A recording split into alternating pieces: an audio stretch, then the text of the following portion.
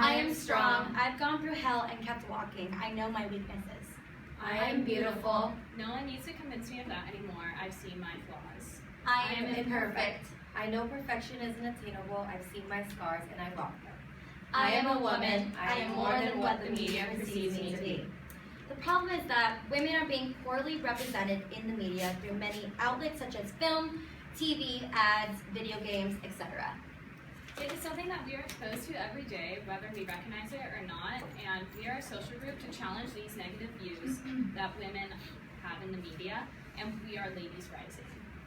So we need to recognize and end the media's negative interpretations on women by raising awareness, protesting these brands, and incorporating positive reinforcements in our daily lives. First, we would like to talk about the issue. We broke it down into 4 main problems, one of them being that the media objectifies women, such as justifying crimes against women. For example, advertisers often make light of sexual violence towards women. They disguise it as humor or artistic expression and hope that the shock factor will work as a promotional boost for their product. So for this example, there is this Carl's Jr. ad with this woman eating a burger with her breast popping out. And the second one is an Arby's commercial where hamburgers are supposed to represent hands on women's breasts. And this is a Nutri-Grain ad where they use women's butt as a cinnamon rolls. They're basically using her body as a piece of object, and she also kind of looks like a doll, which is dehumanizing her. And the Sicily ad right here basically just justifies that it's okay for men to sexually harass a woman. And the last one is Francisco Basassi, and it's objectifying women, making them like a table since it's the legs and then a table to put like your purse on. Basically, individuals who are consumed in media view women as certain objects. Sadly, women see themselves that way too. The second problem is around body shaming, and women see all of these unrealistic expectations that the media has for them, and then they try to achieve that themselves. And according to the video Misrepresentation, from 1997 to 2007, the number of plastic surgeries for girls under the age of 19 has more than tripled. And women yearly spend $1,300 on beauty supplies and products from salons. And this just shows, like, this little girl is thinking about plastic surgery, and at a young age, like, you shouldn't have to think about that. And women of all sizes aren't happy with their body because the media says that no matter what you look like, you're not good enough. Another problem is mental health problems. Elizabeth Stewart from Desert News, she talks about how sexualization in media leads to 3 mental health problems. First, eating disorders such as anorexia, bulimia, binge eating, and it causes low self-esteem and depression.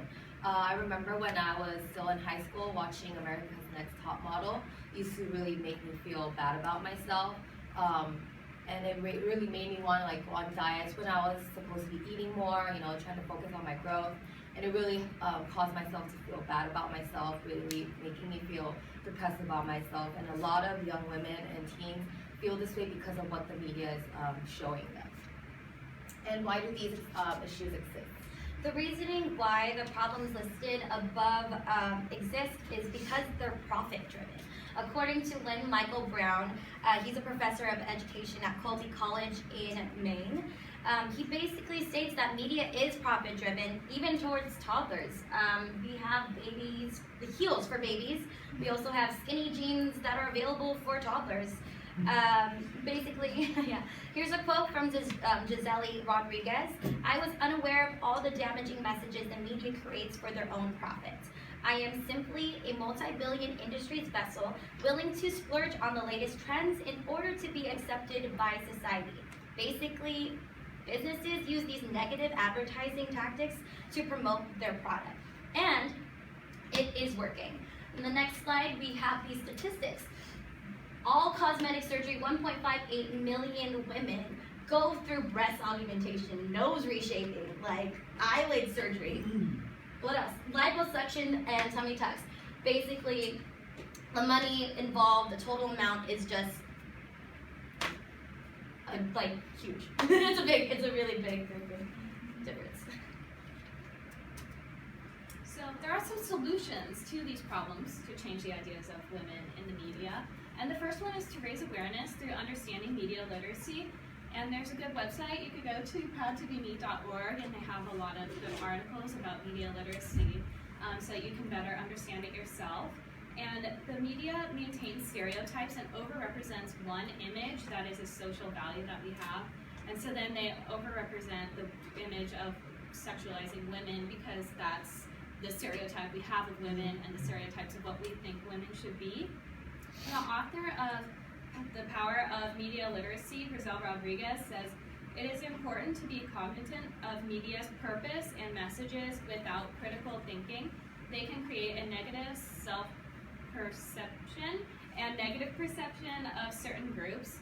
And so you just have to be aware of what the media is doing and acknowledge these subliminal messages that they try to send you and know that it's not reality and it's not okay. Another solution that we want to give is spread body positivity. On Proud to Be Me, like the website we just talked about, Devin Parsons says that body positivity is the idea of all bodies that are beautiful and worthy of respect. The lack of diversity that we see in the media causes us to only think that certain body images are beautiful. But we want to spread body positivity by being a positive role model. We want you to inspire others by being confident with your own body. This kind of comes off of what they were speaking about the previous presentation. Wear what you like, don't use negative self-talk, never apologize for any aspects of your body. Don't be critical of others' bodies. We don't want you guys to be judgmental, accept all body types, because there are different body types here and they're all beautiful. And start body positive dialogues. If you guys see these negative or unrealistic images on media, we want you guys to start conversations about it that could raise awareness. And share positive messages on social media. You can post, inspiring quotes or articles that people can read and come about. And lastly, do not tolerate body-to-body negativity from others.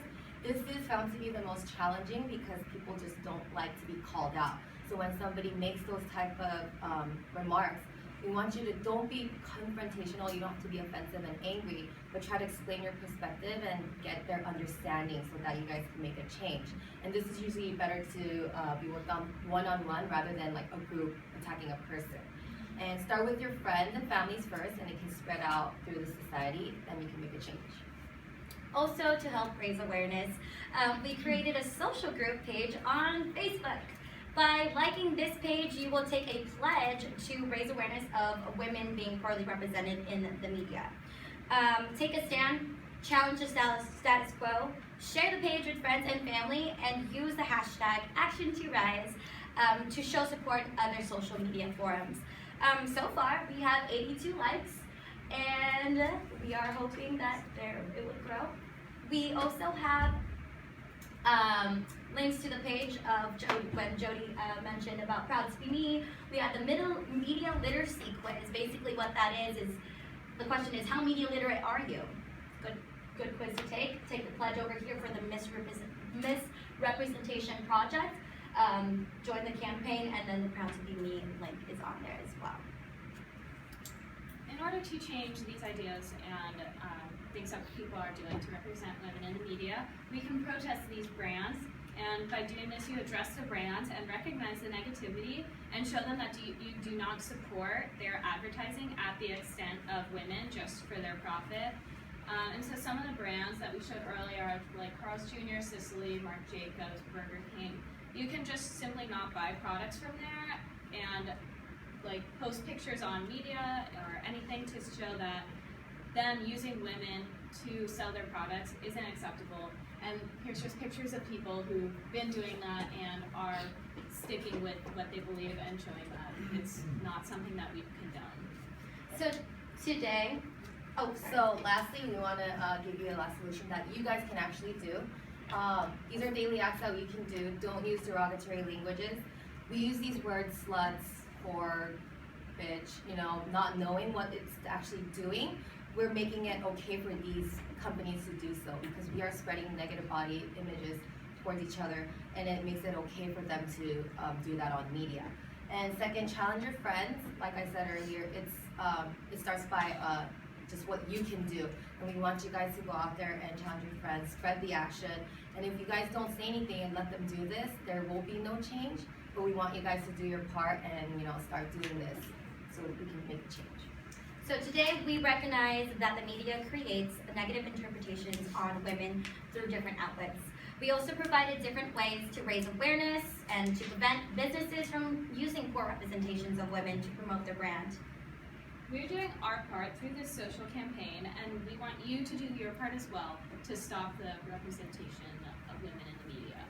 And there are also some positive movements going on, just like us.